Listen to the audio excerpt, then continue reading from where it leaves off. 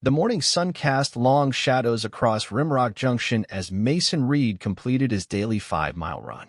His breath formed small clouds in the cool desert air as he maintained the same disciplined pace he'd established during his 15 years in the Marine Corps. At Fort 2, he still moved with the fluid efficiency of a man half his age. The town was just beginning to stir. Lights flickered on in the diner where Emma had been serving the same breakfast special for 20 years. The gas station attendant nodded as Mason passed, a gesture that acknowledged their shared status as early risers rather than true friendship. Mason had lived in Rimrock Junction for 3 years, but few people could claim to know him well. That's how he preferred it. After cooling down with a brisk walk to his modest singlestory home on the edge of town, he showered quickly and dressed in his standard uniform: faded jeans, a plain button-down shirt with sleeves rolled to the elbows, and well-worn boots. The only hint of his military past was his posture, straight-backed and alert even in repose. His breakfast was military precise: eggs, protein, whole grain toast. No coffee. It affected long-distance accuracy, a habit he couldn't shake even though he hadn't been behind a rifle scope professionally in years. At exactly 7:30 a.m., Mason unlocked Final Point, the gun shop and range he owned on the main street of Rimrock. The name was an inside joke, a reference to the sniper term for the last adjustment before taking a shot. Few locals got the reference. Those who did never mentioned it. The store was meticulously organized. Hunting rifles displayed alongside tactical models. Glass cases containing handguns, each positioned at precise angles. Ammunition organized by caliber and purpose. Nothing flashy, nothing that celebrated violence, but everything a responsible gun owner might need. Mason's eyes automatically swept the street as he flipped the sign to open. Standard procedure: assess lines of sight, identify changes in the environment, note vehicles that hadn't been there the previous day. Old habits hardwired during 4 combat deployments. The bell above the door jingled as Sheriff Gaines entered, right on schedule. "Morning, Reid," he said, removing his hat. At 58, Gaines was a solid presence in Rimrock, respected, fair-minded, and perpetually exhausted by the job of policing 300 square miles with a 4-person department. "Sheriff," Mason nodded, already reaching for the special order that had come in yesterday. "Your Glock parts arrived. Want me to install them?" "Appreciate it. Got time for coffee?" This was their ritual. Once a week, Gaines would come by with some pretense of official business, and they'd share 15 minutes of conversation that never touched on anything personal. Mason set about disassembling the sheriff's sidearm with practiced efficiency as Gaines poured coffee from the pot Mason kept for customers. His own mug remained conspicuously empty. "Still not drinking the stuff, huh?" Gaines observed, leaning against the counter. "Affects my breathing," Mason replied. A partial truth. "Still shoot, then?" "Competitively, I mean." Mason kept his eyes on his work. Now and then. The reality was more precise. Every second day, before dawn, Mason drove into the desert. There, with only scorpions and cactus as witnesses, he maintained the skills that had once made him the most lethal long-distance shooter in his battalion. Breath control, wind calculation, trigger discipline, shooting up to 1,700 yards in variable conditions. Not that anyone in Rimrock knew the extent of his abilities. To them, he was just the quiet guy who ran the gun shop, taught basic firearms safety, and occasionally helped the sheriff's department with weapons maintenance. "Got some news might interest you," Gaines said, lowering his voice despite the empty shop. Border Patrol picked up 3 groups last week, 20 miles south. Not the usual folks looking for work. These guys were carrying serious hardware. Mason looked up briefly. "Cartel." "Maybe." They scattered when the drones spotted them. Left behind some equipment with serial numbers filed off. Military-grade night vision, encrypted radios. This wasn't unusual for the region, but something in Gaines' tone suggested there was more.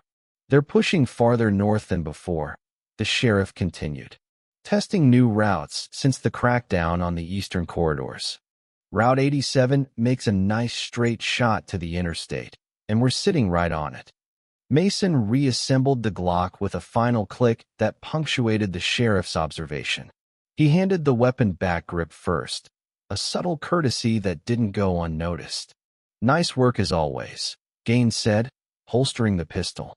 "Say, we're doing that qualification course next month for the department. Any chance you'd help run the range day? The county instructor's about as inspiring as watching paint dry." "Sure," Mason replied. What he didn't say was that he'd already noted the increased border patrol activity, the unfamiliar vehicles on the outskirts of town, and the fact that two strangers had been asking questions at the diner about local ranch properties. After Gaines left, the morning passed with familiar rhythm. A local rancher came in for shotgun shells. A young couple wanted information about basic handgun courses. Mason treated each customer with the same reserved courtesy, neither encouraging nor discouraging their purchases, simply providing facts and expertise when asked. At noon, he locked up and walked to the diner. He always took the same corner booth, back to the wall, facing the entrance. Emma brought as usual without asking grilled chicken, steamed vegetables, no sauce. "You know, we do make other things," she teased, the same joke she'd been making for 3 years. "This is good," he replied with the ghost of a smile. While he ate, Mason observed 3 men at the counter. Non-locals, wearing expensive boots and watches that didn't match their workmen's clothes. They spoke English with their server, but Spanish among themselves when they thought no one was listening. Mason caught fragments: road conditions, property values, police presence. Not tourists, not ranch hands. Mason cataloged details with the automatic precision that had kept him alive in Fallujah and the mountains of Afghanistan. The slight bulge under the tallest man's jacket, right side, probably a compact semi-automatic. The tactical posture of the one facing the door, weight balance for quick movement. The leader's eyes constantly scanning, assessing. Former military or police, Mason guessed. Not American trained. When the men left, Mason noted their vehicle, a new black Suburban with rental plates. He memorized the license number without appearing to look directly at it. Back at the shop, he had 2 afternoon appointments. The first was with Deputy Torres, the newest member of the sheriff's department. She needed help adjusting the sights on her service weapon. "I can't hit the broadside of a barn with this thing," she admitted, frustrated after failing the last qualification course. "It's not the weapon," Mason said, not unkindly. He recognized the issue immediately. "You're anticipating recoil, pushing the muzzle down just before you fire." He demonstrated, then guided her through corrective exercises. By the end of an hour, she was grouping shots in a 3-inch circle at 15 yards. "How did you learn to shoot like that?" she asked, watching him demonstrate one last time with a perfect center hit. "Practice," he said simply. His second appointment was with Jim Corrigan, owner of the Cross Sea Ranch 10 miles outside town. Corrigan was a 3rd-generation rancher with 20,000 acres bordering national forest land. He arrived in his mud-spattered truck, looking troubled. "Found something you should see," he said without preamble, placing a small object on the counter. It was a tracking device, sophisticated and new. "Found it on my truck this morning," Corrigan explained. "Thought it might be some government thing at first, but—" Mason examined it without touching it. "Not government issue. Where exactly on your truck?" "Wheelwell. Almost missed it. Been anywhere unusual lately?" Corrigan scratched his gray beard.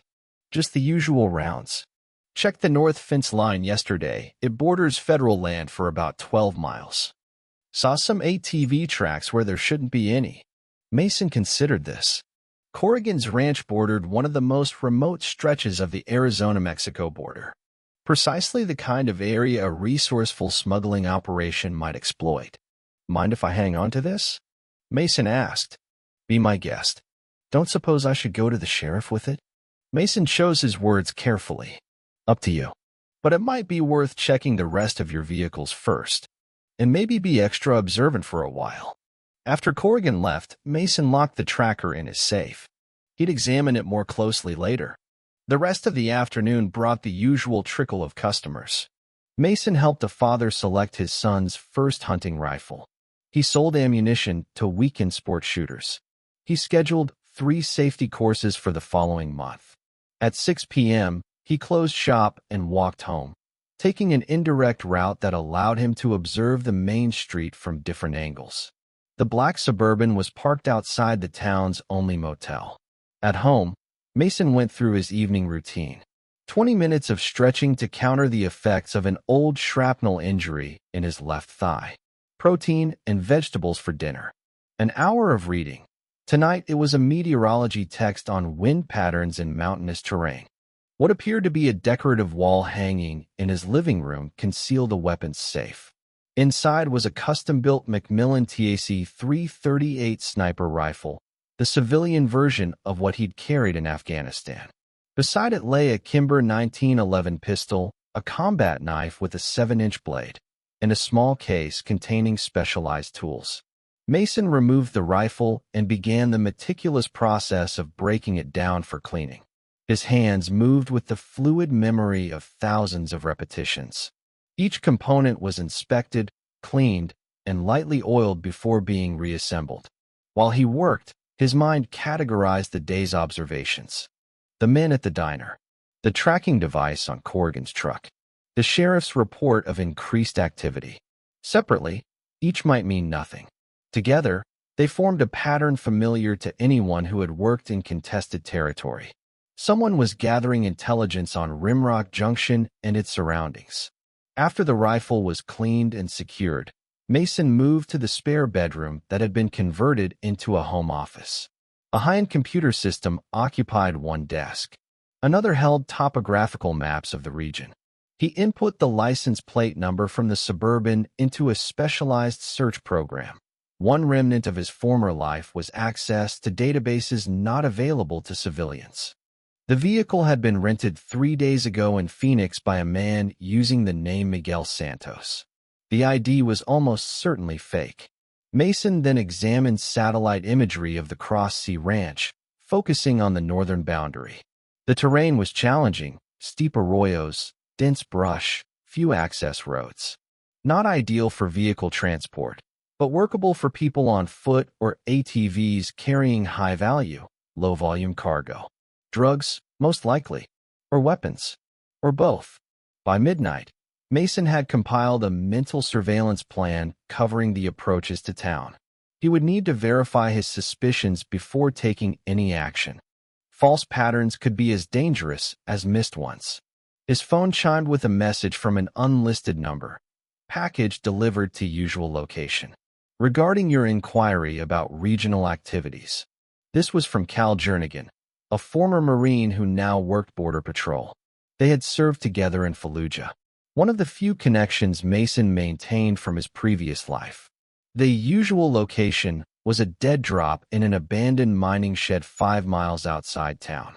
Mason would check it tomorrow before dawn as part of his shooting practice.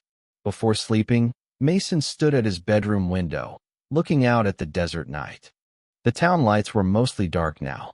In the distance, the mountains formed a black silhouette against the star-filled sky.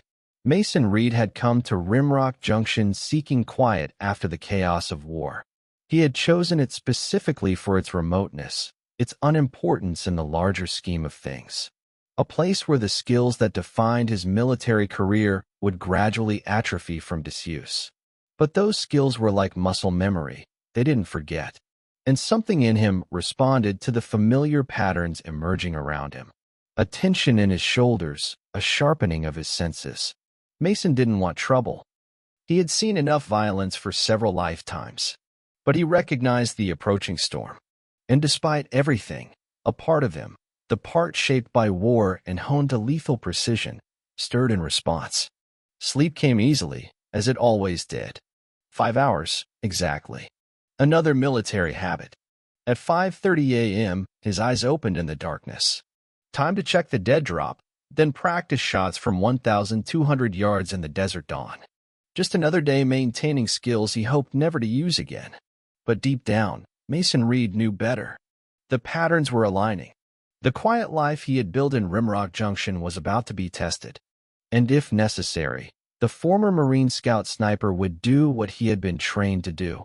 Protect his territory, eliminate threats, complete the mission. Whatever it took. Dawn painted the eastern sky with streaks of crimson as Mason retrieved the package from the mining shed.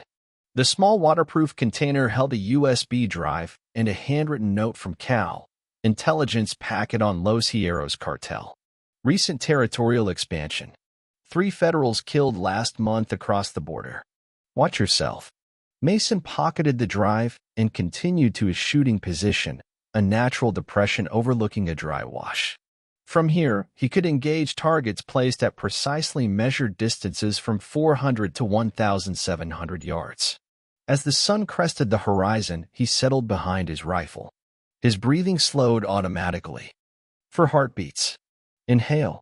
Hold. Gentle pressure on the trigger. The rifle bucked against his shoulder, the report echoing across the empty desert. Through his scope, he watched the impact, dead center on the silhouette target at 1,200 yards. He fired 4 more rounds in controlled succession, all within a 3-inch group. Adequate.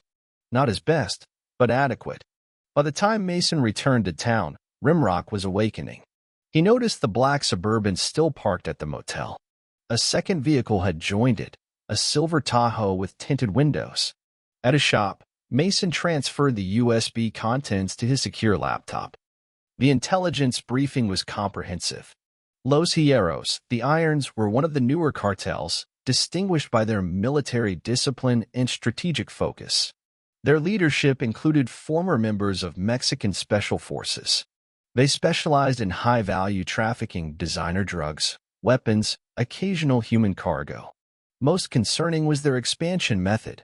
They identified isolated communities along potential trafficking routes, infiltrated them gradually, and established control through strategic coercion rather than random violence. Rimrock Junction fit their profile perfectly. The bell above the door jangled. Mason closed the laptop and slid it under the counter.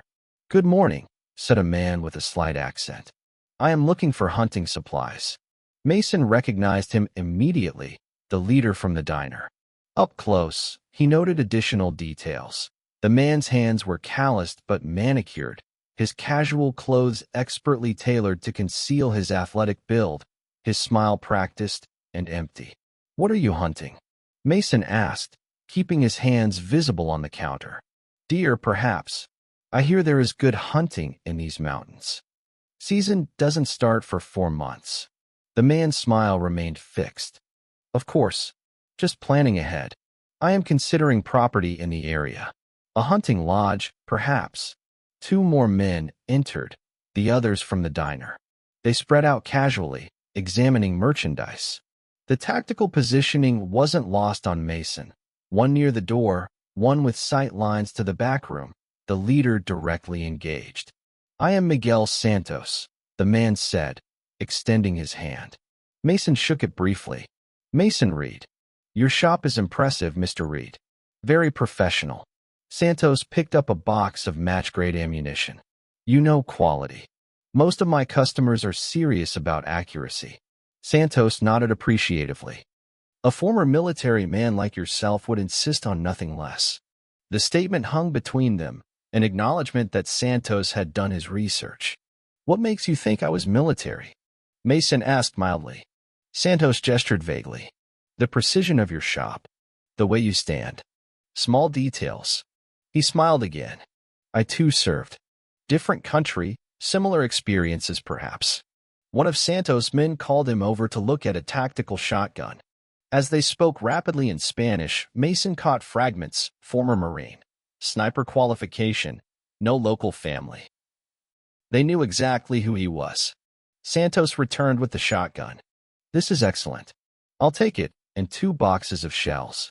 As Mason processed the sale, Santos leaned forward slightly. "Beautiful country around here. So much open space. Room for many opportunities." His tone shifted subtly. "It is good to understand the local environment when investing in a community. Who are the important people, the influential ones?" "Sheriff Gaines would be the one to ask about that," Mason replied. "Yes, we have spoken with him. A reasonable man." Santos collected his purchase. "I look forward to becoming part of this community, Mr. Reid." I think we will see much of each other." After they left, Mason watched through the window as they loaded the shotgun into the Tahoe.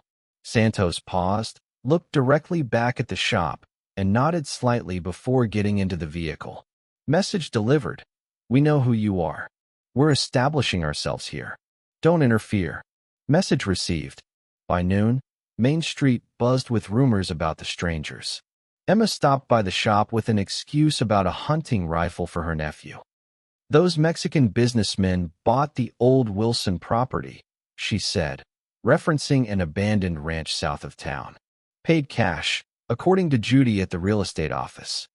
Said they're developing some kind of resort." Mason nodded noncommittally. "You met them yet?" Emma pressed. "They were asking about you. They came in this morning. Bought a shotgun. What did you make of them?" Mason considered how much to share. Emma was Rimrock's unofficial information network. What he told her would circulate within hours. Seemed professional. Not hunters, despite what they claimed. Emma lowered her voice. "Sheriff thinks they might be connected. You know, drugs." The last word was nearly a whisper, though they were alone in the shop. "Might be," Mason allowed. "But that's the sheriff's concern, not mine." Emma looked disappointed by his lack of speculation. She left after extracting a promise that he'd think about her nephew's rifle situation. After closing shop early, Mason drove his weathered Jeep south out of town. Taking a circuitous route to avoid obvious surveillance, he parked on a rise overlooking the Wilson property, 1,000 acres of scrubland with a dilapidated ranch house and outbuildings. Through his binoculars, he observed significant activity. 2 large trucks were parked near the main house. Men moved with purpose, carrying building materials inside. Armed guards, not attempting to conceal their weapons, patrolled the perimeter. Not a resort development. A forward operating base. Mason shifted position and continued his observation until sunset. He counted 12 men total, most with military bearing. The renovation focused on reinforcing the structure rather than aesthetics. Multiple satellite dishes were being installed. A generator had been set up. They were establishing communications and security. Standard first-phase deployment for what military planners would call a presence operation. Back in town, Mason drove past the sheriff's office. Gaines' cruiser was parked outside alongside an unmarked sedan with government plates. Through the front window, he glimpsed Gaines in heated conversation with a man in a suit, likely DEA or FBI. The situation was escalating faster than expected. At home, Mason initiated security protocols he hadn't used since Afghanistan. Motion sensors at property boundaries. Reinforced door frames. The rifle moved from the safe to a concealed position near his bed. His encrypted phone pinged with a message from Cal. Assets moving north across line. Heavy equipment. 72-hour window. Mason responded with a single acknowledgement character, then deleted the exchange. After midnight, he drove to Jim Corrigan's ranch. The property was dark except for security lights near the main buildings. Using night vision gear from his military days, Mason approached from the east, avoiding the ranch's security cameras. He left a note under Corrigan's truck seat. Suspicious activity at Wilson property. Possible security concern for your north border. Check for more trackers. Do not discuss. Will contact. For the next 2 days, Mason maintained normal routines while gathering intelligence. He opened the shop, assisted customers, ate at the diner. But his observations grew increasingly concerning. Santos and his men established themselves publicly. They visited local businesses, making small purchases and generous tips. They spoke of development plans and job opportunities. They donated to the town's underfunded fire department. Classic counterinsurgency approach, when civilian cooperation before establishing hard control. Behind this public face, Mason documented their actual activities. The Wilson Ranch renovations continued around the clock. New vehicles arrived, primarily rugged off-road types. Late-night convoys moved along the remote dirt roads near Corrigan's property. On the 3rd morning, Deputy Torres visited the gun shop. "Sheriff wants to know if you've had any trouble with the new folks in town," she said, clearly uncomfortable with her assignment. No trouble, Mason replied truthfully. They bought a shotgun. Completely legal sale. Torres shifted her weight. Thing is, we're hearing talk. Some people think these guys might not be legitimate businessmen. And what does the sheriff think? He had some federal agents in yesterday. Wouldn't tell us deputies what it was about. She lowered her voice. But they were looking at maps of the area, focusing on the Wilson property and the border access points. Mason nodded. Sheriff's doing his job, then. Yeah, but... Torres hesitated. These guys? The Mexicans? They came by the station yesterday. Real friendly. Brought lunch for everyone. But something felt off, you know? The way they were asking about our patrol schedules, communication procedures, intelligence gathering, assessing law enforcement capabilities and patterns.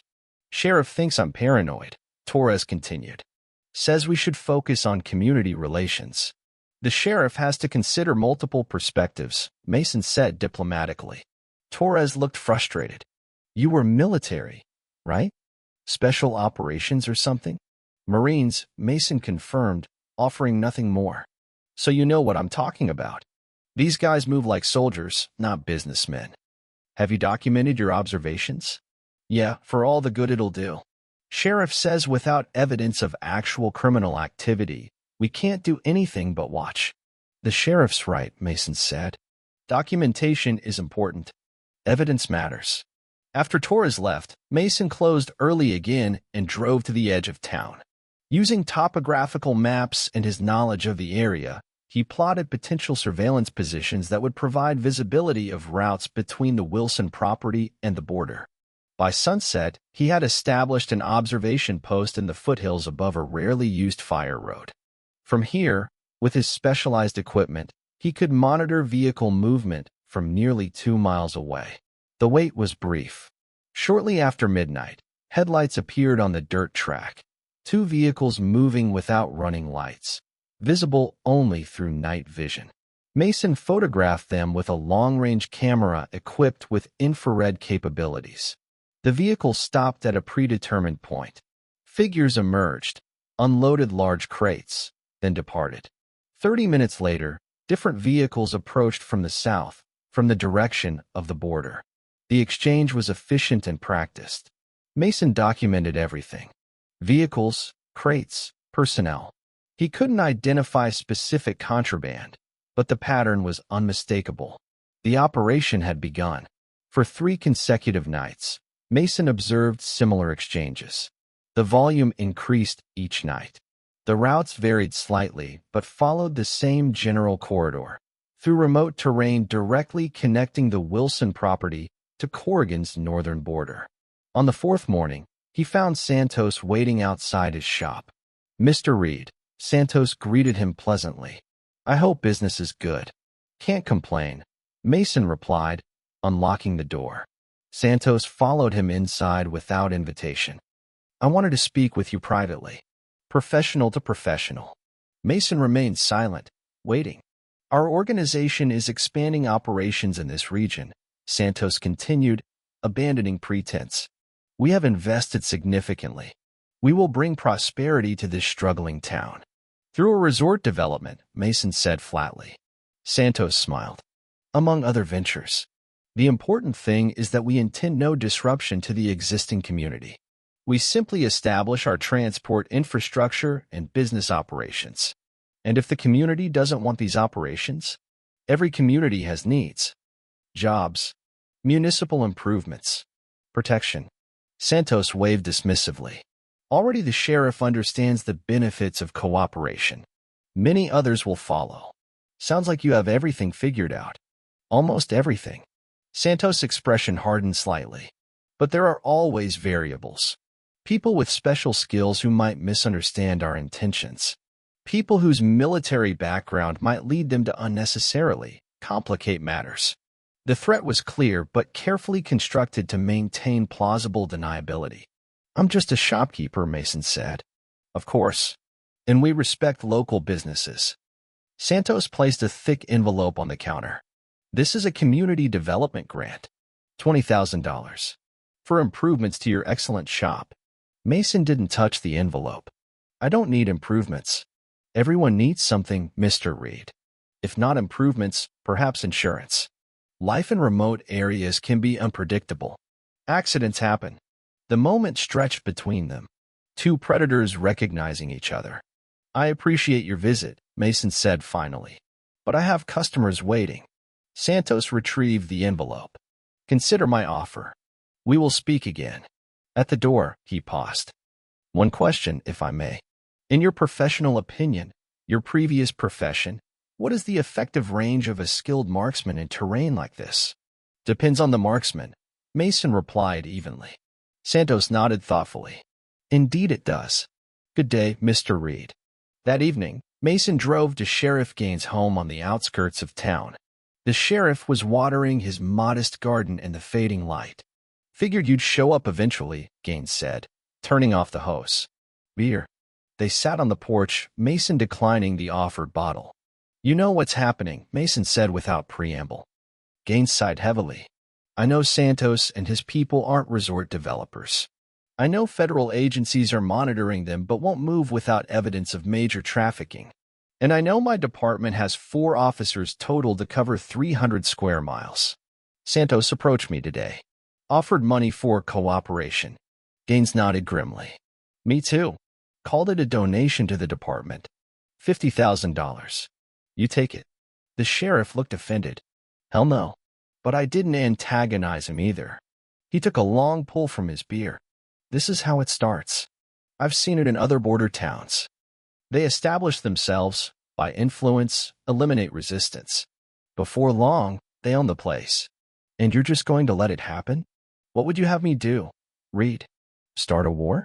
Against professional operators with better weapons and more manpower. Gaines shook his head. I've got a responsibility to keep this town safe. By surrendering it? By not getting people killed in a fight we can't win. Gaines studied Mason carefully. What's your stake in this anyway? You spent 3 years being uninvolved in everything. Why does this matter? Mason considered the question. I came here for quiet. They're bringing chaos. That's not an answer. It's the only one I have. Gaines finished his beer. Look, the feds are building a case. They've got surveillance on the Wilson property. Eventually, they'll make arrests. Until then, my job is to maintain peace. And if Santos escalates before then I'll handle it according to the law. Gaines's expression hardened. Which is what I expect from every citizen of this county. Are we clear? Mason nodded once. Message received. Don't take matters into your own hands. But as he drove home through the desert night, Mason knew things had already been set in motion that wouldn't wait for federal timetables or legal processes. Santos had made his assessment. Mason was a threat to be eliminated or neutralized. The cartel would act on that assessment soon. The encounter phase was ending. The challenge was about to begin.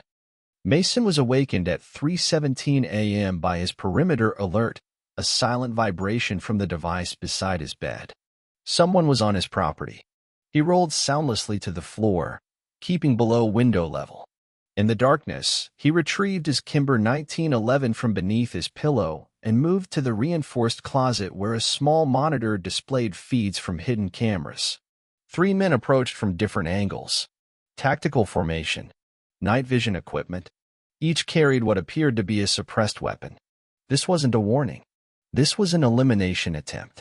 Mason accessed the second menu on the security system and activated Protocol Echo, a series of pre-programmed responses he'd installed for exactly this scenario. Exterior lights suddenly blazed, bathing the property in harsh illumination. Simultaneously, a recorded sound of a pump shotgun being racked played through external speakers. The intruders hesitated, momentarily blinded and confused. It bought Mason 5 crucial seconds. He moved to the kitchen, keeping low. A concealed panel beneath the sink revealed an escape tunnel, a modification he'd made during his first month of residence.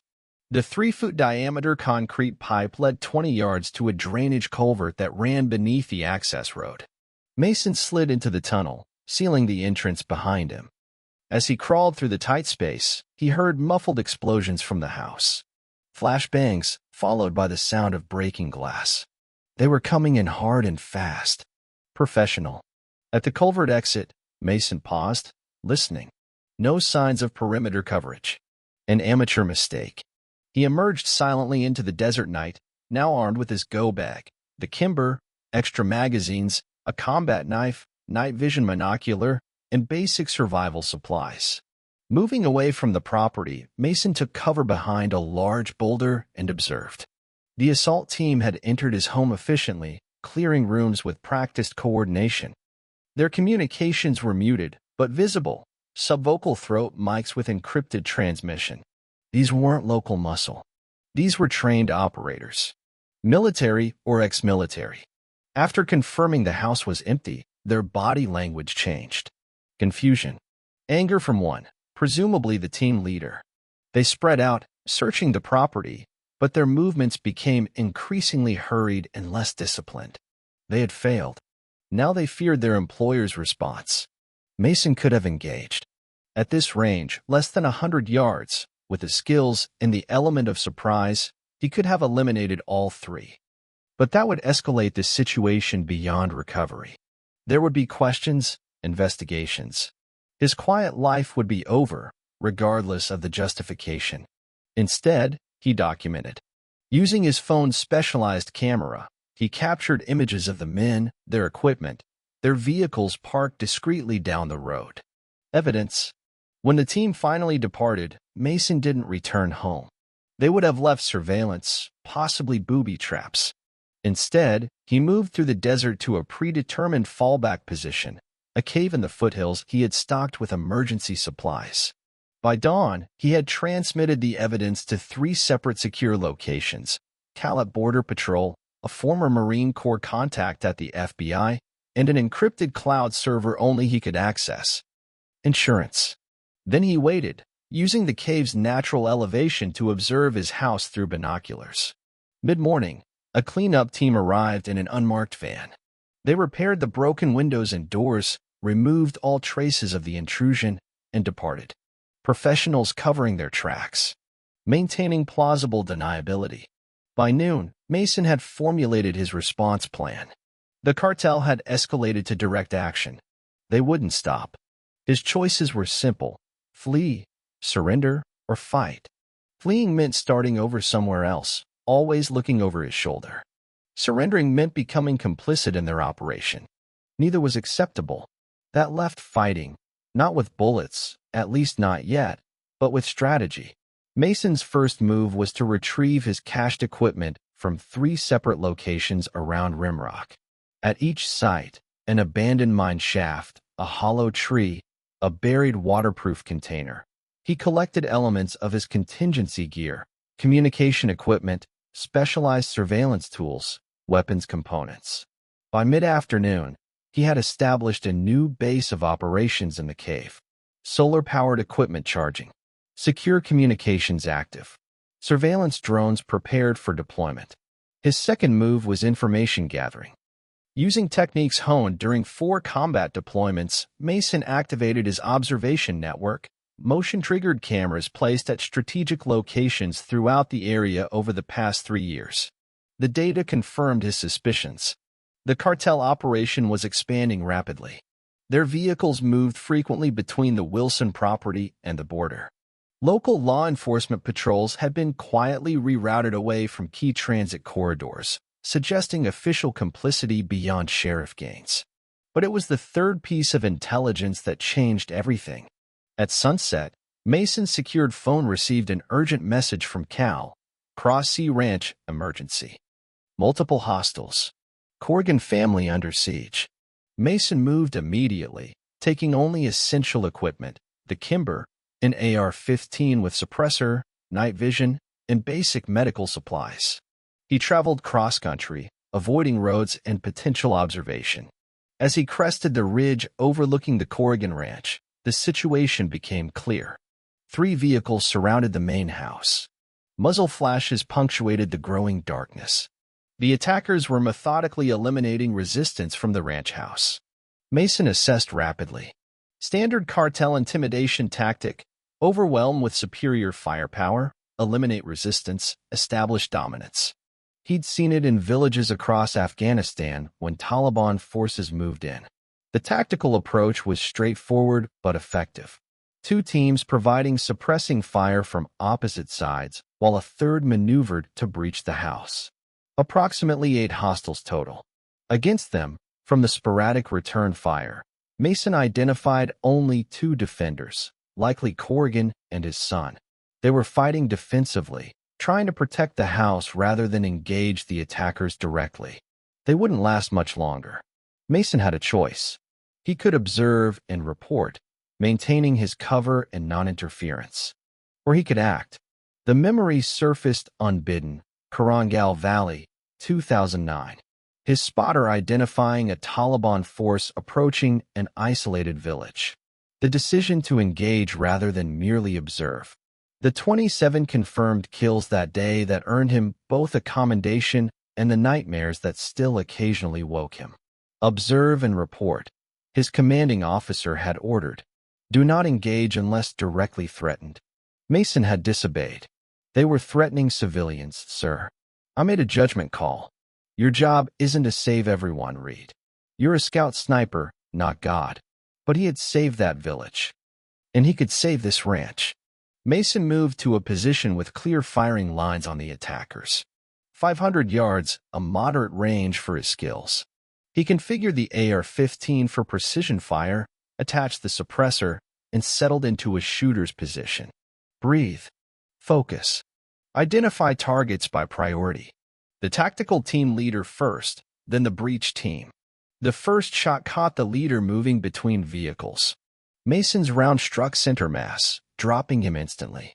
Before the others realized what had happened, Mason had eliminated 2 more with methodical headshots. 5 remaining hostiles scattered for cover, their assault on the house momentarily forgotten.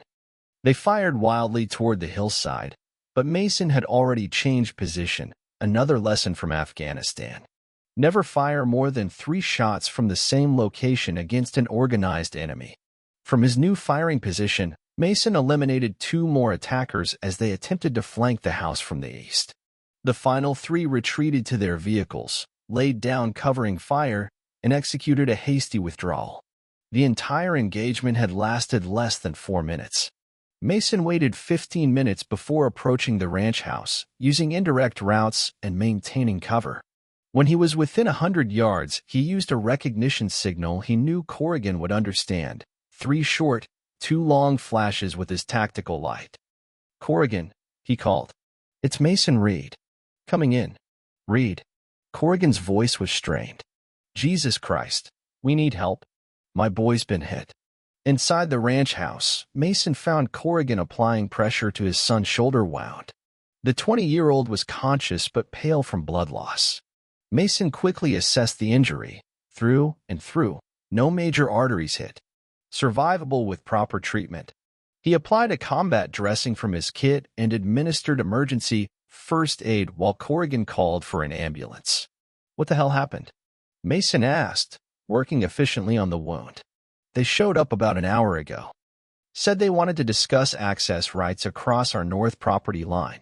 When I refused, they got nasty. Started threatening Lisa and the kids. Corrigan's wife and younger children had been sent to town earlier that day, thankfully. Then they pulled guns. We barely made it inside before they opened fire. You recognize any of them? The leader. He was with those Mexican businessmen who've been around town. Called himself Rodriguez or something. Santos lieutenant. The operation was expanding faster than Mason had anticipated. After the ambulance departed with Corrigan's son, local deputies arrived, followed by Sheriff Gaines. Mason observed from the shadows as Gaines documented the scene with visible reluctance. You're saying unknown assailants just attacked your ranch unprovoked? Gaines questioned Corrigan. Not unknown. Those Mexican cartel guys everyone's pretending are developers. Corrigan was barely containing his anger. They tried to kill us, Sheriff. And they would have if. Corrigan caught himself, glancing toward the darkness where Mason had withdrawn. If what? Gaines pressed. If we hadn't fought back, Corrigan finished. 5 of them are dead out there. Gaines surveyed the bodies with a troubled expression. This is going to bring heat, Jim. Federal investigation. Questions about your involvement. My involvement? They attacked my family. I know that. But these guys have connections. They'll spin this, claim it was a misunderstanding or self-defense on their part. So you're taking their side? Gaines looked offended. I'm trying to keep more people from getting killed. This is exactly what I was afraid would happen. Mason watched from concealment as additional law enforcement arrived. FBI agents. DEA. The scene quickly transformed from local crime investigation to federal operation. One detail caught Mason's attention. Among the responding federal agents was a man who took charge with quiet authority.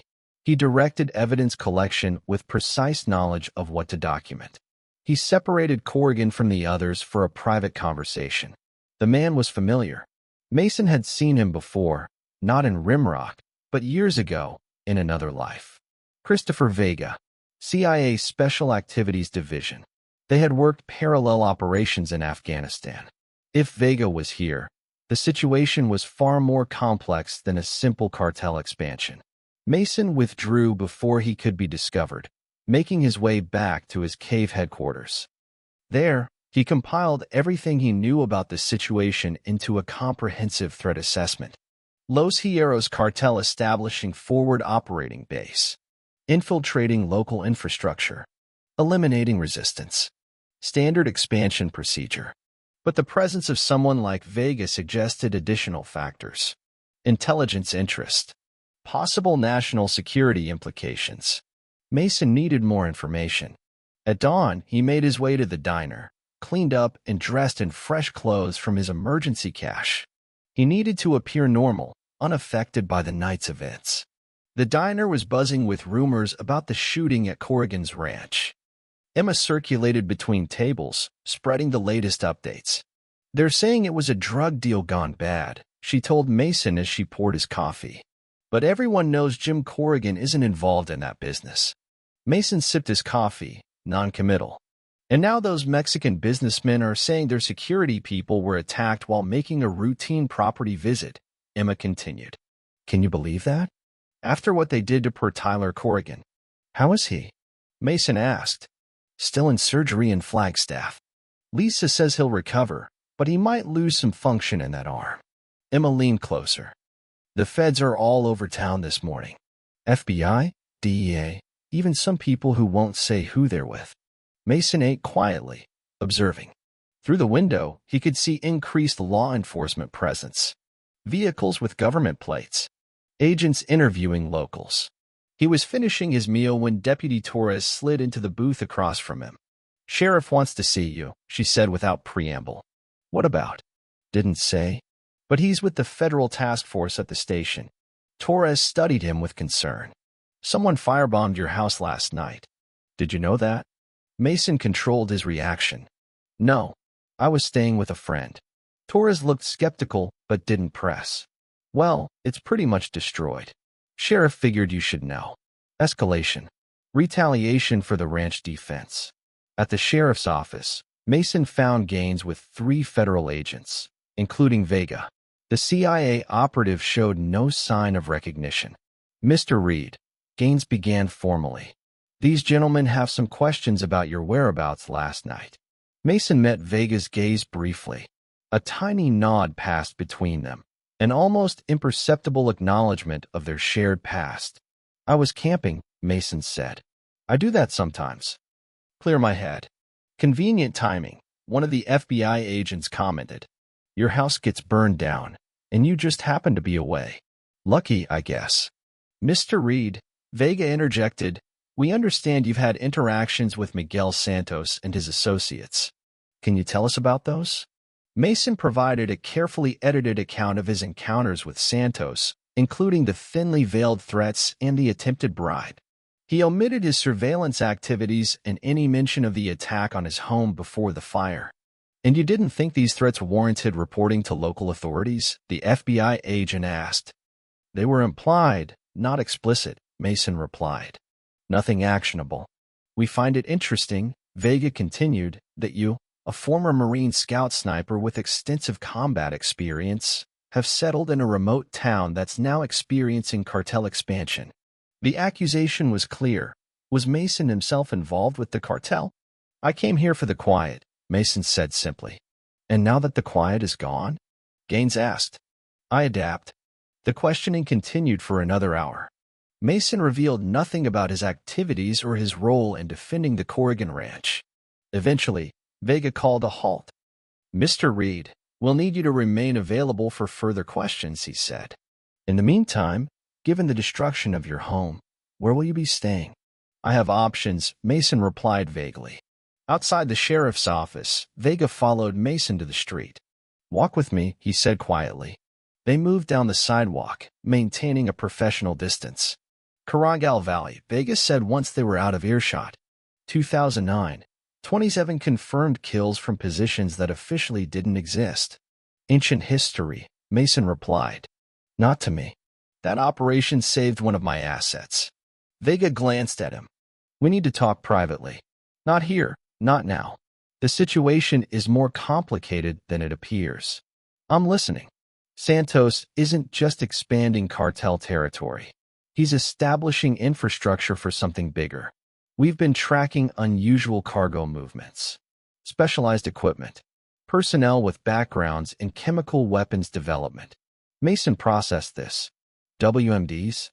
Possibly. We don't know yet. That's why we can't move directly against the cartel operation. We need to identify the supply chain, the end recipients. And meanwhile, Santos takes over Rimrock Junction. Collateral impact, Vega acknowledged without emotion. We've got bigger concerns than one small town. The cold calculus of intelligence operations. Mason knew it well. Sacrifice the few to potentially save the many. What do you want from me? Mason asked. Nothing officially. This conversation never happened. Vega handed him a business card with a handwritten number on the back. But if you notice anything unusual beyond standard cartel operations, call that number. And unofficially? Vega's expression remained neutral. Unofficially, I know your skill set. And I know you won't stand by while civilians are threatened. Just remember, we need intelligence more than we need bodies. As Vega walked away, Mason considered his position. His cover was compromised. His home destroyed. The cartel had escalated to direct action against him and anyone who resisted them. Federal authorities were allowing the cartel operation to continue to gather intelligence on a potentially greater threat. The situation had evolved beyond a simple territorial expansion. National security implications raised the stakes exponentially. Mason walked to his gun shop. The front window had been broken, the interior ransacked. Another message from Santos. Inside, despite the destruction, Mason found what he needed. Behind a false wall in the storeroom was a vault containing specialized equipment he'd hoped never to use again.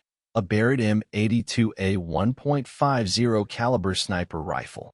Demolition charges. Advanced communications gear. The tools of his former profession. As he gathered the equipment, he heard a vehicle stop outside. Through the broken window, he saw Jim Corrigan's truck. The rancher entered cautiously, surveying the damage. Figured they'd hit you too, Corrigan said. After what you did at my place. Mason neither confirmed nor denied his involvement. Tyler's gonna make it, Corrigan continued.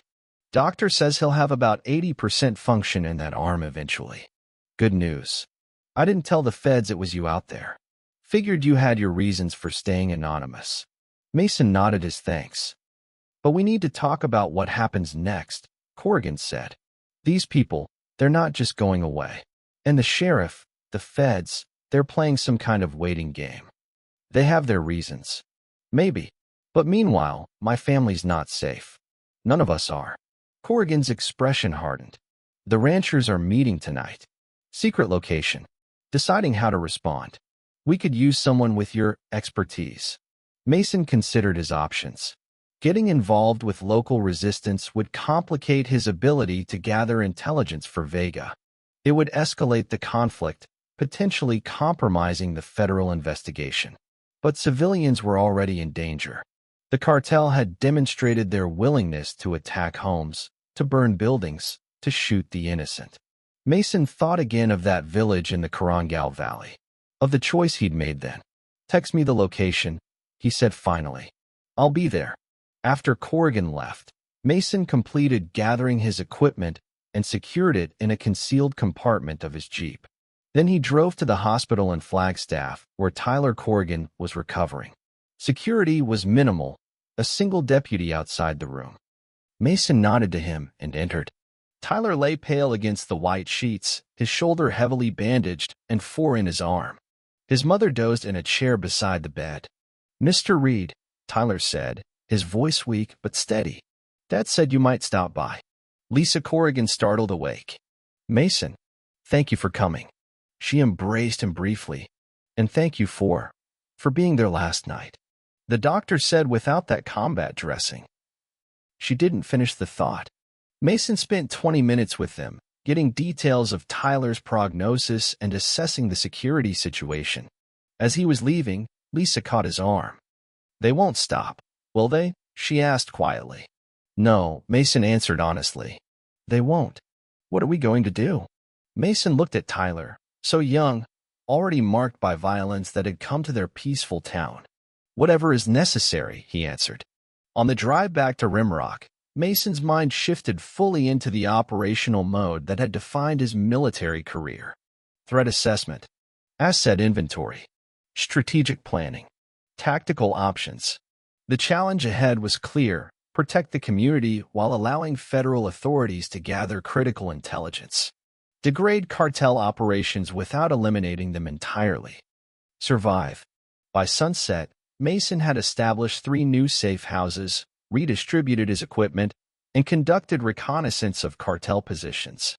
He identified 27 cartel operatives in and around Rimrock, including specialized personnel with military backgrounds. Santos had brought in reinforcements after the Corrigan Ranch incident. They were preparing for escalation. So was Mason. As darkness fell, he drove to the meeting location Corrigan had provided, an abandoned mining office 5 miles outside town. 23 people had gathered: ranchers, business owners, a few trusted locals. They fell silent as Mason entered. "Most of you know Mason Reid," Corrigan began. "Former Marine. Owns the gun shop in town." Nods of recognition. "What some of you might not know," Corrigan continued, "is that Mason has specialized military experience. The kind we need right now." All eyes turned to Mason. He saw fear, anger, determination. These weren't soldiers. They were civilians facing an enemy they didn't fully understand. "Before we start," Mason said, "you need to understand something. The situation is more complex than it appears. Federal authorities are involved for reasons beyond standard law enforcement." "You mean they're letting these criminals take over our town?" someone demanded. "They're gathering intelligence on a potentially greater threat," Mason explained without specifics. "I don't have all the details, but I know they have valid reasons for their approach." "Meanwhile, we're left unprotected," another voice called out. "Not unprotected," Mason corrected. "Not anymore." He laid out a strategic framework: coordinated surveillance, secure communications, defensive preparations, emergency response protocols. Not an offensive operation against the cartel, but a comprehensive security plan for the community. "We don't fight them directly," he explained. "That plays to their strengths. Instead, we make ourselves a hard target. We deny them freedom of movement. We document everything.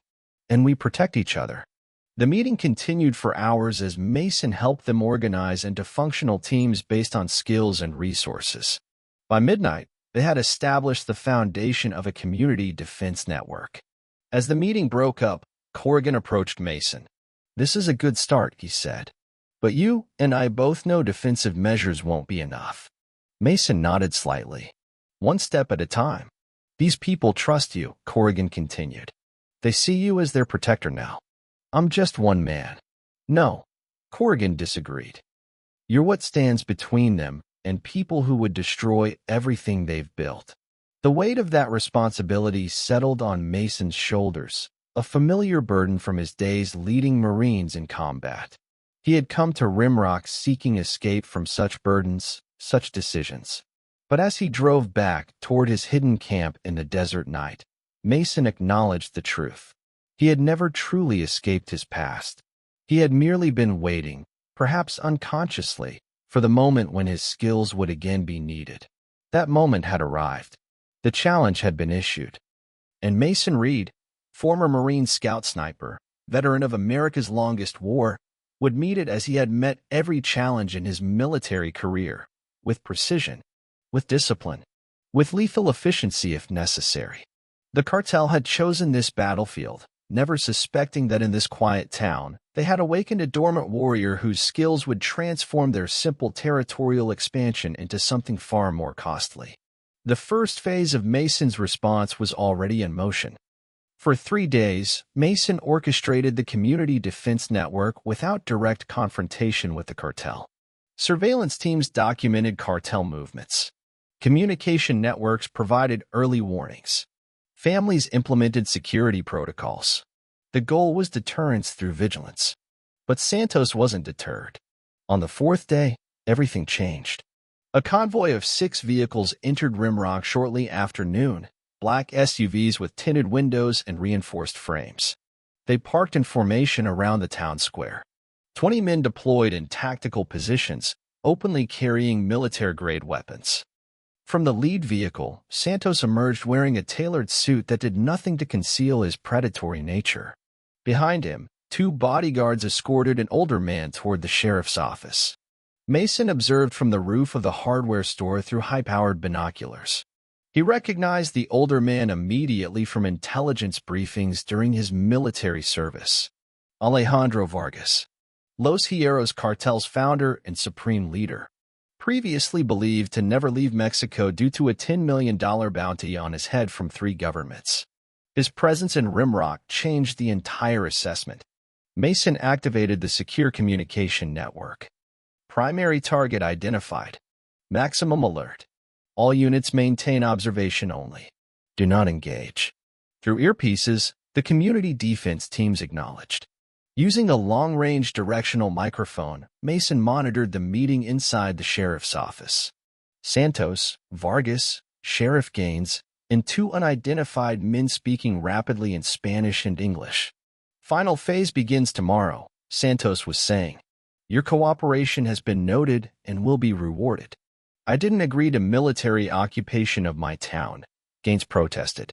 It is temporary, Vargas responded, his voice carrying the smooth authority of absolute power. Once the shipment is secured, we will maintain only minimal presence. And if I refuse? A cold laugh. Sheriff, look outside. Do you see federal authorities? Your government has abandoned this territory to us. They have larger concerns. What exactly is the shipment?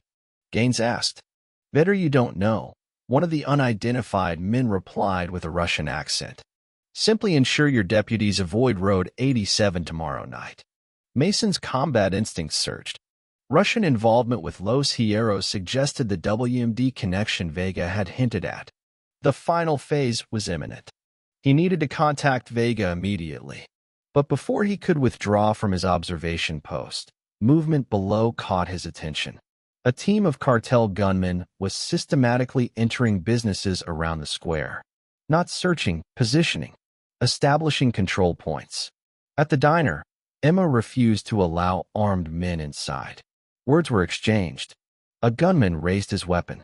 Mason didn't hesitate. From 320 yards, the shot was elementary for his skills. The 7.62 millimeters round struck with precision, dropping the gunman before his finger could close on the trigger. Chaos erupted. Civilians scattered. Cartel members sought cover, firing wildly toward rooftops. Mason transmitted rapidly. Defensive Protocol Alpha. All units, protect civilians. Medical team to the diner. He fired 3 more precision shots, eliminating cartel members who were targeting civilians. Each shot was calculated, non-lethal if possible, lethal when necessary. From his position, Mason saw Santos rushing Vargas back to their vehicle. The high-value target was escaping. Mason had a clear shot. In Afghanistan, he would have taken it without hesitation. High-value target elimination was his specialty. But Vega needed intelligence more than bodies. Eliminating Vargas might save Rimrock but cost vital information about the larger threat. Mason held his fire. Within 15 minutes, the square was secured by the community defense network. For cartel members dead, 6 wounded, the rest retreated with Santos and Vargas to the Wilson property. Mason coordinated medical response and defensive positions before making his way to Corrigan's ranch, which served as their operational headquarters. "We're in open conflict now," Corrigan said as team leaders gathered. "No going back. They'll retaliate," Mason warned. "Full force. We need evacuation protocols for non-combatants." "Half the town is already heading to relatives in Flagstaff or Phoenix," reported Emma, who had emerged as their intelligence coordinator despite her close call at the diner. "The other half need secure routes out," Mason directed. "And we need to contact federal authorities immediately." He stepped away from the group to call Vega. "Vargas is here," Mason said without preamble when the CIA operative answered. "In person. With Russian contacts." A long silence. "Confirmed visual ID?" "Affirmative. They're discussing a shipment arriving tomorrow night. Road 87. We suspected something was coming, but not Vargas himself." Vega's voice tightened. "This changes the timeline. I need 6 hours to get a full response team in position. We may not have 6 hours. The cartel has established combat positions in town. We've already had exchanges of fire." "Understood. Maintain surveillance, but do not, repeat, do not eliminate Vargas. He's the key to the entire network." "And the civilian population?" "Santos will target them for maximum pressure." Vega hesitated. "Protect them as best you can. Evacuation is recommended. But the shipment and Vargas are priority alpha." The call ended, leaving Mason with the cold mathematics of competing priorities. Protect the town, gather intelligence, prevent a WMD transfer, preserve civilian lives. He rejoined the defense team, outlining the situation without revealing classified details. "Federal response is coming, but not immediately," he explained. "Meanwhile, we need to prepare for the cartel's counterattack and protect evacuation routes." Mason assigned teams, distributed the limited weapons and equipment available, and established fallback positions. These weren't soldiers, but they were determined, and many had military or hunting backgrounds. With proper organization, they could hold defensive positions long enough for evacuation. As sunset approached, Mason positioned himself on a ridgeline overlooking the Wilson property. Through his sniper scope, he observed significant mobilization. Vehicles being armed with mounted weapons. Men receiving tactical orders. Communications equipment being established. The cartel was preparing for war. Behind him, Mason heard the whisper of boots on stone. He didn't turn. "Thought I'd find you here," said Sheriff Gaines, settling beside him with a grunt. "Getting harder to move quietly at my age." "You shouldn't be here," Mason replied, still observing through his scope. "Probably not. But running away isn't an option either." Gaines sighed heavily. "I've been trying to protect this town by playing both sides. Didn't work out so well. You did what you thought was right." "Did I? Or was I just afraid to stand up when it mattered?" Gaines shook his head. "Doesn't matter now. Santos made things clear after you left. Either I help him hunt down you and your militia, or they start executing civilians." Mason lowered his scope, studying the sheriff. "So you're here to take me in?" Gaines laughed bitterly. "I'm here to tell you that I've officially deputized every member of your defense network under emergency powers. Whatever happens next, you're operating under color of law. That won't mean much to the cartel." "No, but it might matter to the feds when they finally show up." Gaines checked his revolver, an old-school .357 Magnum. "Now, what's our play here?" Mason hesitated only briefly before showing Gaines the intelligence he'd gathered on the cartel's positions, strength, and apparent intentions. "They're expecting a shipment tomorrow night that's important enough to bring Vargas himself out of Mexico," Mason explained. "Federal authorities want that shipment and Vargas more than they want to protect Rimrock." "And you?" "I want to protect the town." Gaines nodded. "So we're on our own until tomorrow at least." "Not entirely on our own," Mason corrected, indicating the network of community defenders already in position around the town's perimeter. "But outgunned and outnumbered." Before Gaines could respond, Mason's secure radio crackled. "Eagle's Nest to Ghost. 3 vehicles approaching town from the south. Heavy weapons visible." The first wave of the cartel counterattack. Mason and Gaines moved quickly back to Mason's jeep. As they drove toward town, Mason coordinated defense positions through his communication network. "Remember, we're fighting for time, not territory," he reminded the civilian defenders. "Delay, divert, protect the evacuation routes. Do not attempt to hold fixed positions against superior firepower." In the passenger seat, Gaines checked his shotgun. "For what it's worth, I think Vargas is bringing in something worse than drugs. Those Russians today. I've never seen Santos defer to anyone like that. All the more reason to keep them contained until federal support arrives," Mason replied, though he shared the sheriff's concern. They reached the southern approach to Rimrock as the cartel vehicles came into view, 2 pickup trucks with mounted weapons and an armored SUV. "Defensive positions, south approach," Mason transmitted. "On my mark, execute." From concealed positions, the defense network sprang its first trap. Caltrops scattered across the road shredded the lead vehicle's tires. When the convoy halted, coordinated fire from multiple positions forced the cartel gunmen to seek cover. "Now we move," Mason directed, guiding his jeep on a flanking route that brought them behind the cartel position. What followed was textbook asymmetric warfare. Mason had trained the defenders to hit and move, never presenting a fixed target, using superior knowledge of terrain to offset the cartel's superior firepower. Within 20 minutes, the first cartel assault was repelled. 3 gunmen dead, several wounded, the remainder retreating toward the Wilson property. "They'll adjust tactics," Mason warned as defense team leaders regrouped. "Next wave will be stronger, more coordinated." He wasn't wrong. Within the hour, a larger cartel force approached from multiple directions simultaneously. This time, they advanced with professional discipline, maintaining communication, establishing fire support positions. The defense network was stretched thin across too many fronts. Corrigan reported cartel forces breaching the eastern perimeter. Emma's team was pinned down near the school. Gaines and his remaining deputies were struggling to maintain the northern roadblock. Mason moved between positions, providing tactical guidance and precision fire support where most needed. But the defensive perimeter was collapsing under coordinated pressure. "Fall back to secondary positions," he ordered. "Prioritize civilian evacuation." As night fell, Rimrock became a battlefield of shadows and muzzle flashes. The civilian defenders fought with determination but lacked the training and equipment to match trained cartel gunmen. Mason knew they were losing the conventional fight. Time for unconventional measures.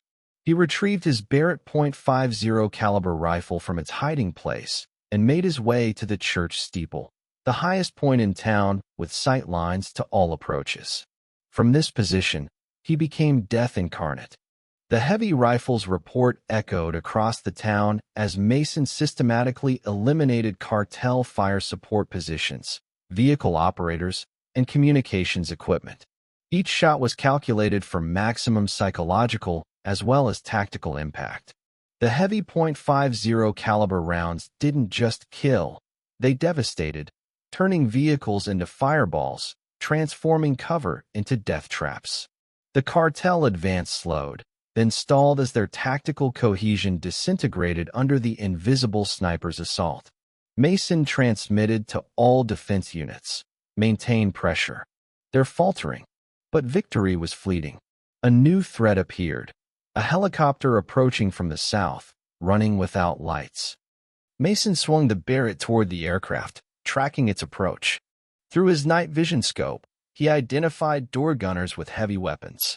He centered his crosshairs on the pilot compartment. At this range, approximately 800 yards in closing, the shot was challenging but within his capabilities. Just as he began pressure on the trigger, his secure communication link activated. "Ghost, this is Watchman," came Vega's voice. "Be advised, Federal air assets inbound to your position. Do not, repeat, do not engage any aircraft."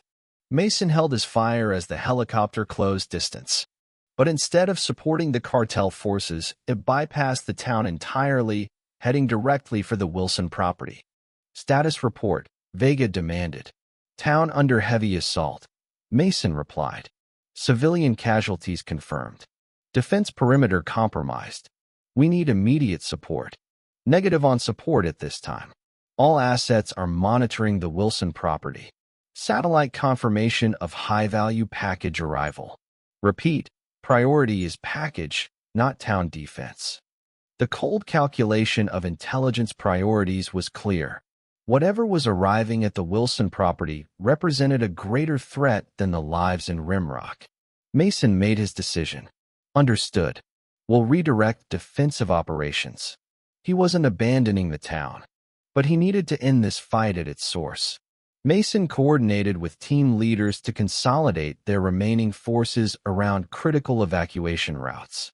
Then he retrieved his assault pack from a pre-positioned cache and moved alone toward the Wilson property. The flashback hit without warning. Afghanistan, 2007. A night insertion behind enemy lines to eliminate a Taliban commander. The same methodical preparation. The same calculated risk. The same solitary burden of mission execution. Mason moved through the desert with the fluid efficiency of a predator, avoiding cartel patrols, using terrain for concealment. His objective wasn't Santos or Vargas directly. Intelligence gathering remained the priority, per Vega's directive.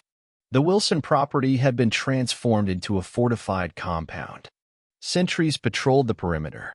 Floodlights illuminated key approaches. The main house had been reinforced with sandbags and firing positions.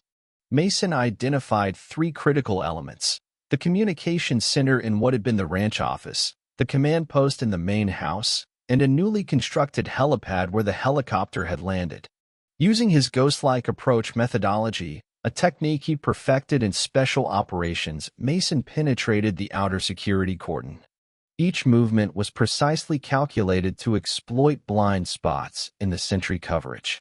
Within 20 minutes, he had reached an observation position with line of sight to the main house.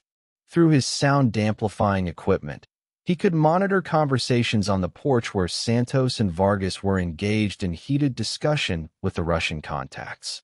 Not what we agreed, Vargas was saying. The formula is incomplete. You received exactly what you paid for, one Russian replied. Phase 1 components only. Phase 2 delivery requires additional compensation. And the technical support? Dr. Petrov remains in our custody until final payment is confirmed. Mason recorded everything, transmitting the intelligence feed directly to Vega. The conversation confirmed the worst-case scenario. The cartel was purchasing WMD components and expertise, likely chemical or biological based on the references to formula. The immediate threat to Rimrock was secondary to the larger danger of a cartel acquiring mass casualty weapons. Mason continued his infiltration, moving to the helipad area where crates were being unloaded under armed guard. Using specialized cameras, he documented identification markings, delivery manifests, and security protocols. The operation was proceeding perfectly until an unexpected variable emerged: a civilian vehicle approaching the compound at high speed. Mason recognized it immediately, Emma's ancient Subaru. The cartel security reacted instantly, opening fire on the approaching vehicle. It swerved wildly before crashing into a drainage ditch outside the perimeter. Mason could see Emma slumped over the wheel, wounded or worse. 2 cartel gunmen approached the vehicle cautiously, weapons raised. Decision point: maintain covert observation per mission parameters, or intervene to save a civilian. There was no decision to make. Mason eliminated both gunmen with suppressed shots from his M4. Then, using the confusion caused by the vehicle's arrival, he moved quickly to extract Emma from the crashed car. She was conscious but bleeding from a bullet wound to her upper arm. "Had to warn you," she gasped. "They took hostages from town, using them as human shields." The tactical situation had just become exponentially more complex. Mason applied a field dressing to Emma's wound and helped her to a concealed position behind an equipment shed. "Stay here," he instructed. "I'll return when I can." "The hostages," she insisted. "Jen and her kids from the bookstore." 2 of the deputies. Old Mr. Gunderson from the pharmacy. They're using them to force the defense teams to surrender. Understood. Stay hidden. Mason transmitted the information to the defense network and to Vega. The CIA operative's response was immediate. Maintain mission focus. Hostage situation secondary to intelligence gathering. Again, the cold calculus of priorities.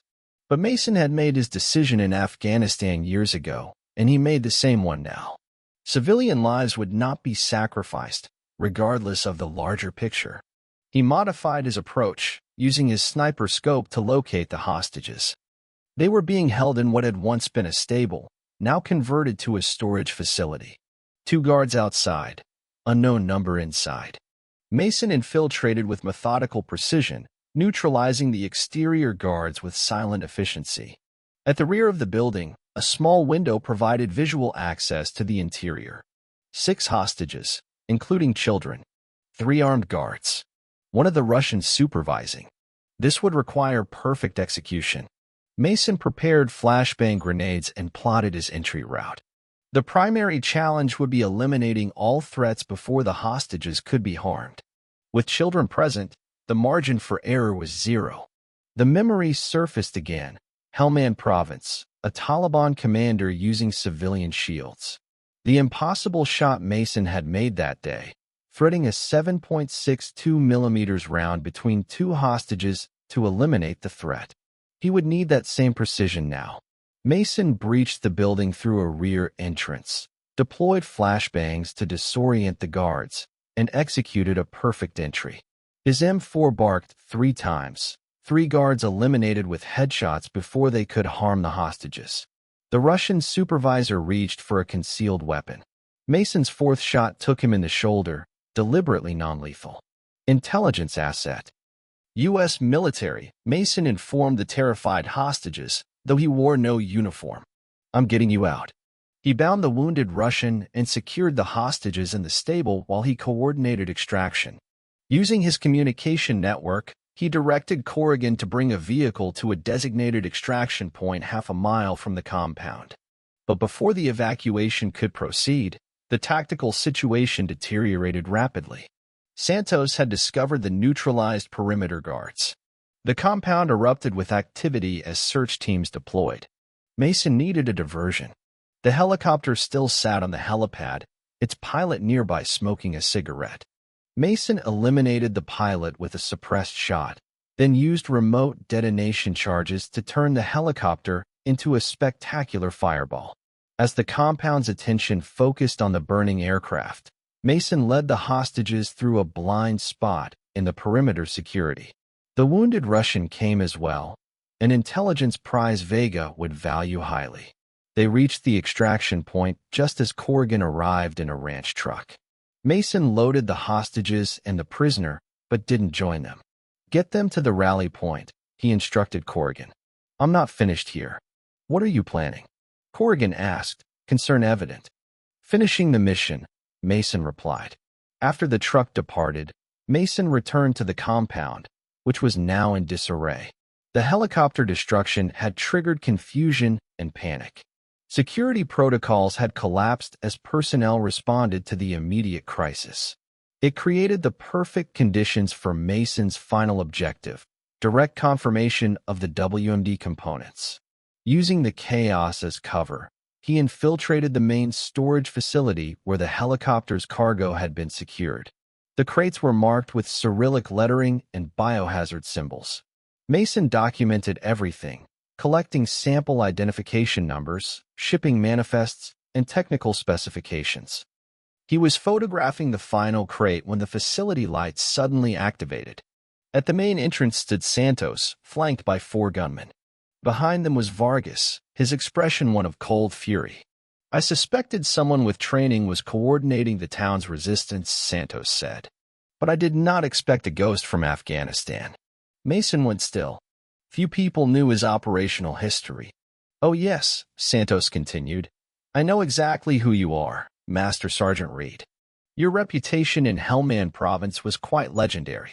27 confirmed kills in a single operation. You seem well informed for a cartel lieutenant, Mason observed, assessing tactical options. for gunmen plus Santos, who was undoubtedly armed and trained. Vargas hanging back, protected. Before Los Hierros, I served in Mexican Special Forces, Santos explained. We trained with your Marines in counterinsurgency operations. Your case studies were required reading. The revelation added context to Santos' tactical competence. Not just a cartel enforcer, but a trained military operator who had studied American techniques. And now you're trafficking WMDs, Mason said, playing for time while calculating exit routes. Business diversification, Santos replied with a cold smile. There are many buyers for the right products, including terrorists, including governments who prefer deniable procurement channels. Santos gestured to his men. Now, you have two options. Surrender and perhaps live as a valuable prisoner, or resist and certainly die. Mason had already made his decision. His hand moved imperceptibly toward his secondary weapon, a compact grenade launcher attached to his tactical vest. One question first, Mason said. Why Rimrock? Why this town? Geography, isolation, minimal law enforcement presence, and a convenient testing ground for our products. Santos shrugged. Small towns disappear from maps all the time in the border regions. Accidents happen. The implication was clear. The formula wasn't just for export. Rimrock had been selected as a potential test site for whatever biological or chemical agent the cartel was acquiring. Mason's response was immediate and decisive. The grenade launcher fired, sending a 40mm high-explosive round into the ceiling above Santos and his men.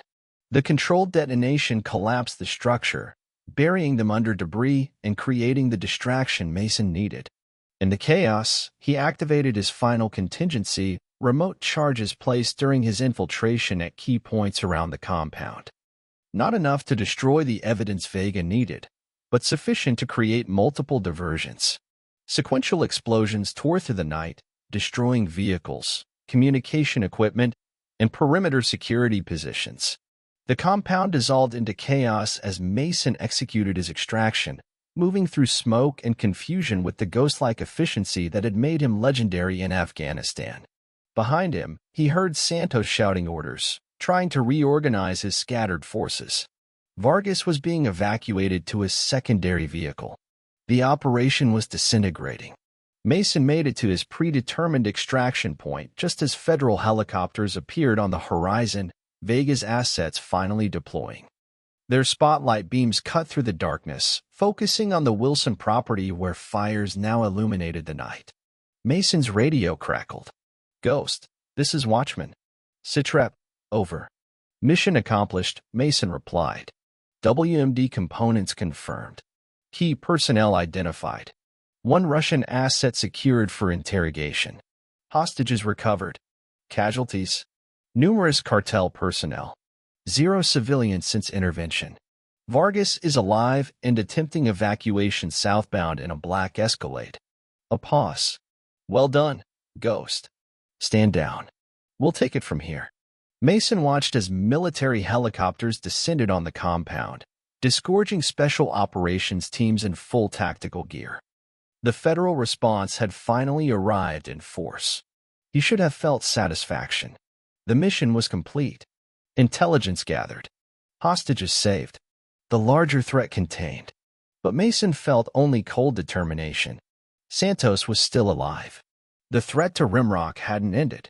The cartel would regroup, return, resume operations elsewhere. The battlefield dynamics had shifted, but the war continued. Mason disappeared into the desert night, already planning his next move. The revelation of the cartel's true purpose, using a small American town as a testing ground for weapons of mass destruction, had transformed his personal stake in the conflict. This was no longer about preserving his quiet life or even protecting a single community. This was about confronting an existential threat to everything he had fought for during his military career. And Mason Reid, former Marine Scout sniper, was just getting started. Dawn broke over Rimrock Junction with the distinctive thrum of military helicopters. Federal forces had established a perimeter around the Wilson property, where hazmat teams and full containment suits processed the seized WMD components. Roadblocks controlled all access points to town. Medical teams treated the wounded at the community center. Mason observed it all from the ridge overlooking town, his rifle resting across his knees. The battle was over, but he felt no sense of completion. His secure phone vibrated. Vega. We've secured the package, the CIA operative reported. Preliminary analysis confirms weaponized biological agent components. If completed, it would have been catastrophic. And Vargas? Mason asked. In the wind. Santos too. They escaped during the confusion. Mason had expected this. Professional operators always prepare extraction routes. The Russian scientist is providing valuable intelligence, Vega continued. This network is larger than we initially assessed. Los Hierros was acting as middleman between Russian suppliers and multiple end buyers, including terrorist organizations. Confirmed. This operation prevented distribution of bioweapons to at least 3 known terrorist cells. A pause. You did good work, Reid. The town paid the price. Acceptable losses compared to what was prevented. The cold calculus again. Mason had lived by those equations during his military career. Sacrifice the few to save the many. But Rimrock wasn't a statistical variable in an intelligence assessment. It was home. What happens to the town now? He asked. Official story is already being established. Drug cartel violence with exaggerated reports of WMDs. Media will focus on the federal drug bust angle. Civilians will return once the area is secured. And Santos? Vargas? Now official targets of a multi-agency manhunt. But realistically, they'll disappear into Mexico, establish new identities, rebuild operations elsewhere. Mason knew the pattern. He'd seen it in Afghanistan. Cut off one head, another emerges. The cycle continues. Unless someone stops them permanently, he suggested. A long silence. That would be outside sanctioned parameters, Vega finally replied. But hypothetically, if Vargas and Santos were eliminated by unknown parties during their escape, intel suggests they're heading for a cartel safehouse near Nogales before crossing the border. Coordinates followed. The unofficial sanction was clear. I need to check on my people, Mason said, ending the call. At the community center, Mason found the defenders gathered. Some were bandaged. All looked exhausted. But there was something else in their expressions when he entered, a kind of reverence that made him uncomfortable. Corrigan approached, extending his hand. We held. Because of you. Mason shook his hand briefly. Because of everyone. Sheriff Gaines joined them, his uniform torn and bloodstained but his badge still in place. Federal boys are calling this the biggest drug bust in county history. Not a word about the real cargo. Better that way, Mason replied. Less panic. Maybe. Gaines looked troubled. But 3 townspeople dead, dozen more wounded. Town half destroyed. And for what? So those bastards can regroup and try again somewhere else? Mason had no comforting answer. The tactical victory felt hollow with Santos and Vargas escaped. Emma approached, her wounded arm professionally bandaged. They're saying we can start returning to homes tomorrow, once they finish the hazardous materials assessment. The euphemism wasn't lost on anyone. The town had narrowly avoided becoming a testing ground for biological weapons. What about you, Mason? Deputy Torres asked. Your house is gone. The shop, too. Mason hadn't given it much thought. He'd survived with less in Afghanistan. I'll figure something out. You could rebuild right here, Corrigan suggested. Town needs a good gun shop, and a good man to run it. There was murmured agreement from the gathered townspeople. After last night, Mason's cover as just a shopkeeper was permanently blown. They had witnessed his true capabilities, his military expertise. Yet rather than fear or reject him, they were embracing him as protector. The role felt both familiar and strange. A return to his core identity as a warrior, but now anchored to a specific community rather than abstract national interests. Mason left them discussing reconstruction plans and stepped outside. The morning air was cool, carrying the scent of smoke and cordite, familiar smells from his combat deployments. His secure phone vibrated again. Cal from Border Patrol? Satellite tracking shows vehicle matching Vargas's Escalade heading southwest on Route 16. Cal reported. Border crossing imminent. Federal response authorized, but arrival estimated at 40-plus minutes. Too late. By then, Vargas and Santos would be across the border, beyond easy reach. Mason made his decision. In a concealed location outside town, he had cached his most specialized equipment for worst-case scenarios. The Barrett .50 caliber rifle. Advanced optics. The ghillie suit that had made him a virtual ghost in Afghanistan's mountains. He collected what he needed and moved to his Jeep, which had survived the battle hidden near Corrigan's ranch. As he loaded his equipment, he sensed a presence behind him. Going hunting? Sheriff Gaines asked, approaching slowly. Mason didn't deny it. Some threats need to be permanently eliminated. Can't argue with that.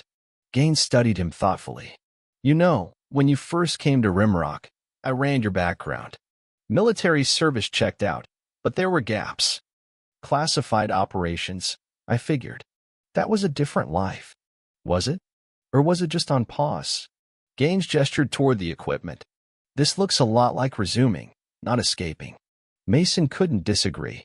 The transition back to combat operator had been seamless, automatic, as if the quiet shopkeeper had been merely a thin disguise over his true nature. Those people back there, Gaines continued, they're looking at you differently now. Like you're something more than human. Their protector. Their weapon. I'm just a Marine who did his job. Maybe. But this town will never see you that way again. Gaines sighed.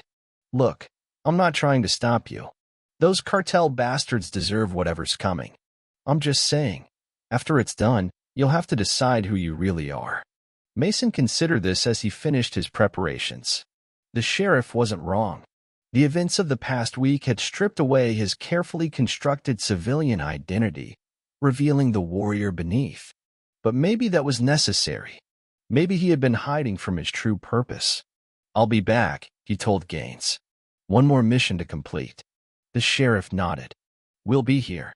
Mason drove southwest, paralleling Route 16 but keeping to secondary roads. His combat instincts had fully resurfaced. Route selection, counter-surveillance, tactical positioning. The familiar rhythm of a direct-action mission. 30 miles from the border, he identified the cartel's safe house from Vega's intelligence, a compound nestled against a hillside, with clear views of approaching vehicles. Security would be minimal but alert. Vargas and Santos would stop only briefly before continuing to the border. Mason established his shooting position on a ridge 1,200 yards from the compound, well within the effective range of the Barrett.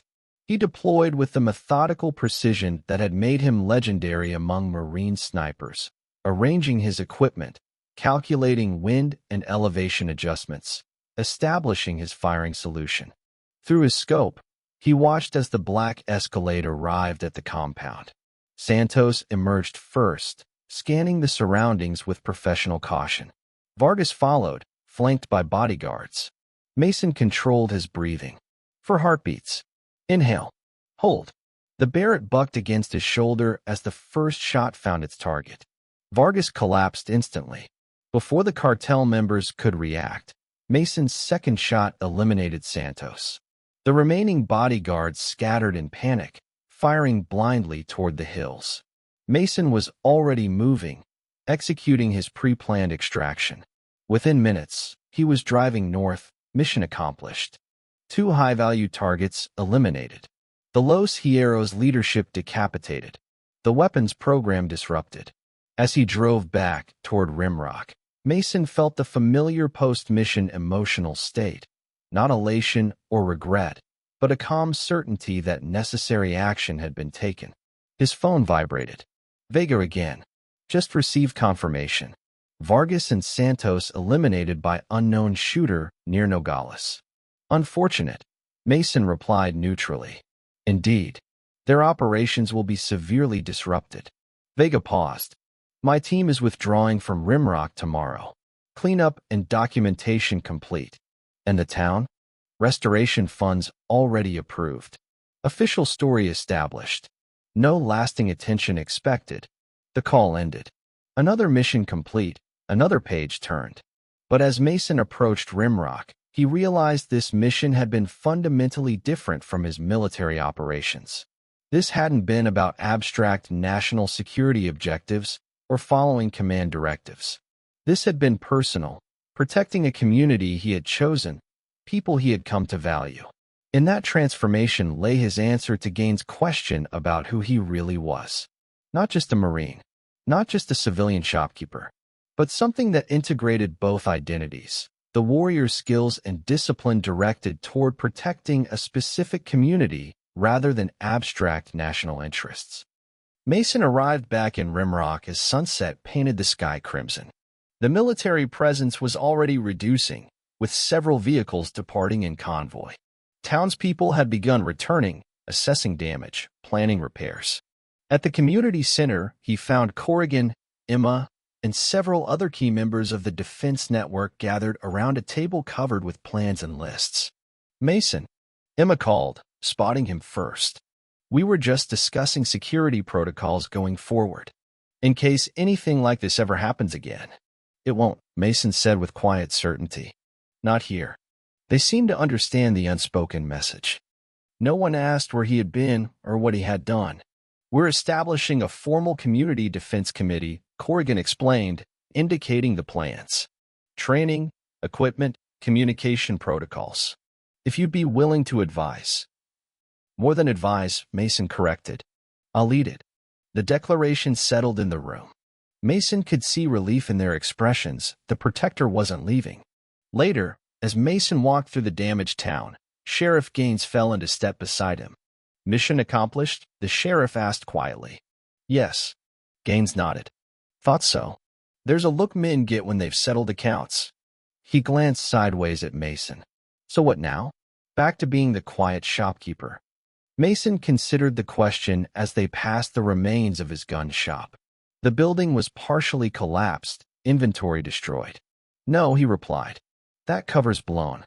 Time for something new." "Such as?" "Security consultant, firearms instructor, community defense coordinator." Mason shrugged slightly. "The skills I have, they're needed here." Gaines smiled faintly. "Town's protector. Like I said, something like that." As darkness fell over Rimrock Junction, Mason stood on the ridge overlooking the town. Lights flickered as power was restored to some areas. People moved purposefully, rebuilding what had been damaged. The community had been tested by fire and emerged stronger. Like Mason himself, Rimrock had undergone a transformation from a quiet, vulnerable town to a resilient community aware of its own strength. Mason felt a sense of purpose he hadn't experienced since leaving the Marines. The weight of responsibility remained, but it no longer felt like a burden. It felt like clarity. He was a warrior. He always had been. The skills and instincts that made him deadly in combat weren't something to escape or deny, but to channel and direct. Rimrock needed those skills. And Mason needed Rimrock, a purpose beyond himself, beyond abstract duty. In that mutual need, he had found his answer. Not civilian or warrior, but both. Not escaping his past, but integrating it into a new future. Mason Reid, former Marine Scout sniper, now guardian of Rimrock Junction. The quiet life was over. But perhaps the meaningful life was just beginning. 3 months after the Cartel incursion, Rimrock Junction had largely returned to its quiet rhythms. Buildings had been repaired. Businesses reopened. To casual visitors, the town appeared unchanged. But beneath the surface, everything was different. Mason's new facility stood where his gun shop had once been, a larger building that served multiple purposes. The front portion still sold firearms and provided training, but the rear section housed the Community Defense Center, where regular citizens learned security protocols, emergency response, and basic tactical awareness. On this particular morning, Mason watched as Deputy Torres led a group of ranchers through communication exercises. Her wounded arm had healed completely, and she'd been promoted to lead the Sheriff Department's new Community Liaison Division. "Looking good," Sheriff Gaines commented, joining Mason at the observation window. "Never thought I'd see old Frank Patterson learning to use a tactical radio." Mason nodded. People adapt when they understand the stakes. Speaking of adapting, Gaines said, got word from my federal contacts yesterday. Los Hierros cartel has essentially collapsed. Leadership vacuum after Vargas and Santos. Smaller factions fighting over the pieces. Good news. For now. Nature abhors a vacuum. Someone else will eventually fill it. And we'll be ready, Mason replied with quiet confidence. He left Gaines to observe the training and walked to his office. A sparse room with topographical maps covering one wall and surveillance monitors on another. Emma was at the communications desk, coordinating the volunteer observer network that maintained vigilance over the approaches to Rimrock. All quiet on the perimeter, she reported. Though Jim Corrigan thinks he spotted unknown vehicles near his north fence yesterday. Probably just border patrol. Mason made a note to check it personally. Vigilance was a habit he reinforced daily. Outside, he found Corrigan unloading supplies from his truck. The rancher had become Mason's most reliable lieutenant in the defense network. Tyler's coming home from physical therapy next week, Corrigan said, referring to his son. Doctor says he'll have about 90% function in that arm. Better than expected. He's tough, Mason observed. Like his father. Corrigan nodded, then lowered his voice. There's talk in town. About what really happened that night. About what the cartel was really bringing in. About what you did after. Just talk. Mason replied evenly. Maybe. But people here, they understand more than the feds think. They know who really protected them. Corrigan clasped Mason's shoulder briefly. They won't forget. As sunset approached, Mason made his daily patrol of the town perimeter in his new Jeep, another piece of adapting to his acknowledged role. Citizens waved as he passed. Children pointed. The town's protector making his rounds. At the northern ridge overlooking Rimrock, Mason stopped for his customary observation period. The town spread below him, peaceful in the fading light. From this distance, the remaining scars of battle were invisible. His secure phone vibrated. Vega. Thought you'd want to know, the CIA operative said without preamble. We've confirmed Vargas's organization was just one node in a larger network. The Russian connection goes deeper than we initially assessed. New threats? Mason asked. Not imminent. But the game continues. A pause. If certain skills were needed again. You know where to find me. The call ended, leaving Mason to contemplate the horizon. The wider war continued, as it always would. But his personal mission had found focus. The cartel's defeat was undeniable. Though some questioned the extent of Mason's actions, most celebrated the powerful message sent. America does not bow to intimidation. Mason, humble yet firm, quietly stepped back from the limelight, continuing duties without fanfare, steadfast in moral clarity. His story stands as a testament to an enduring American truth, that genuine strength lies not in aggression but in preparedness, resolve, and the unwavering commitment to justice and liberty for all. What do you think about this incredible stand? Do you believe strength alone guarantees justice, or does real power lie in partnership, strategy, and bravery? Share your perspective in the comments below. Don't forget to subscribe for more gripping real-life stories of courage in the face of overwhelming odds.